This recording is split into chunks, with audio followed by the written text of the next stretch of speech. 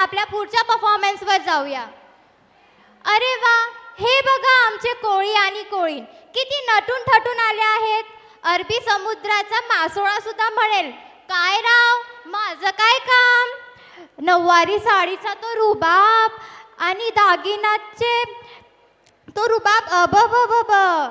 चल चल चला तर वळूया ह्यांच्या डान्सकडे. चला मग जोरदार तार्याने स्वागत करूया कोकणची शान आणि महाराष्ट्राची जान कोकणी डान्स.